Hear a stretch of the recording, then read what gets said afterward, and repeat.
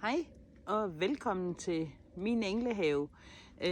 Jeg vil gerne lave en video omkring, hvordan vi beskærer en almindelig engletrompet. I skal ikke beskære dem nu. Jeg gør det nu, fordi jeg har cirka 900, der skal beskæres, så det kan ikke hjælpe noget. Jeg læser i vejrudsigten, at der kommer frostvejr i morgen aften, for det kan jeg simpelthen ikke nå. Det tager 14 dage for mig at beskære mine. Så derfor går jeg i gang nu, men vent indtil I kan se, at der bliver frostvejr. Nyd jeres engle til sidste sekund, og så beskær. Men jeg har en DS Laura Di Martin her. Der findes næsten ikke noget smukkere, det må jeg sige. Og det er en massakre, virkelig en massakre, når vi går i gang. Men den skal beskæres, den skal ind. Og DS Laura Di Martin, det er en, der ikke går i top. Det vil sige, den danner ikke krone og falder ud. Det er en buskagtig engletrompet. Så når I beskærer den, så har I tanken, at det er en buskagtig. Det er i hvert fald vigtigt. Men så lige for at starte et sted, så går jeg til den. Jeg vil ikke have, at den skal være højere, så derfor klipper jeg den rigtig langt tilbage hver eneste år. Så jeg tager den simpelthen herned fra. Jeg finder lige et sted på stilken. I kan se, der er de der små skud på. Det er altid godt lige at klippe lige op over et skud, fordi så kan den brede sig igen til næste år. Og I har også noget, I kan lave stiklinger på, når det er, I skal, når I har klippet af. Men den klipper jeg af. Jeg fjerner blade, og jeg fjerner alle blade på grund af, at jeg ikke vil have noget utøj med ind. Jeg vil simpelthen ikke have noget bladmider og topskudsmider, luse, diverse skidt med ind. Så derfor så bliver det klippet af det hele. Og det falder også af i løbet af vinteren automatisk. Så klip det så i over det pjat. Og så går jeg simpelthen og vurderer. Igen klipper jeg over øjet. Der skal vi hen her, der skal vi derind. Og jeg tager altså virkelig meget ved. Altså nogle sidesko hernede midt på stammen, dem tager jeg også. For jeg har dem ikke rigtig noget at bruge dem til. Den skal ind, den skal stå og sove. Og når den skal stå og sove, så skal den ikke have nogen blade. Den skal ikke have noget som helst at aktiveres med. Så derfor så bliver det helt bare klippet af. Og alle blomster bliver fjernet. Det er meget vigtigt. Der er nogle bundskud herovre. Det kan I ikke lige nå at se, men det er der.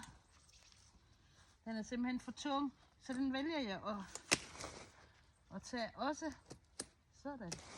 Fordi ellers så knækker den næste år, når den begynder at gro opad. Den er meget spredt i det. Kan I godt se, nu kommer vi lidt indad til den. Prøv at se, hvor tung sådan noget her er. Og der vil jeg simpelthen anbefale, at man lige går ind og siger, den skal ikke være så tung, vi tager den der. Og I må gerne træde med alle de smukke blomster, der bliver klippet af, men det er nødvendigt. Her der har vi en flot krone. Den vil jeg prøve at bibeholde lidt. Så det gør jeg her. Sådan og sådan. Og sådan.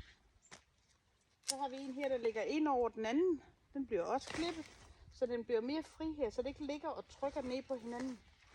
Den der bliver taget, den kommer til at trykke ind på hinanden. Den bliver taget. Så har vi en herover, der står, I kan godt se, den er også sådan en, der skal have pind næste år, hvis der. Så den tager jeg langt ned. Og den anden her tager jeg sådan. Der er lige nogle blade der skal tages. Væk med dem. Jeg sætter lige sådan noget småskidt tilbage, men alle knopper, alle blade er fjernet. Den der er taget, den der er taget sådan. Den er da smuk. Det må der siges. Nå, så herover, så har vi alle de store blade. Man kan også bare gøre sådan, hvis det er, man har temperament til det. Det er nu bedst til at klippe. Og jeg vil ikke have den så høj, så igen tager jeg den. Sådan. Det hjælper det.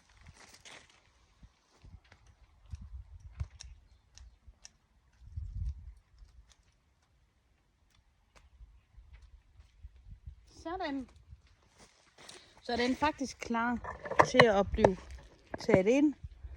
I kan se, hvordan den ser ud. Der er ikke meget tilbage på den.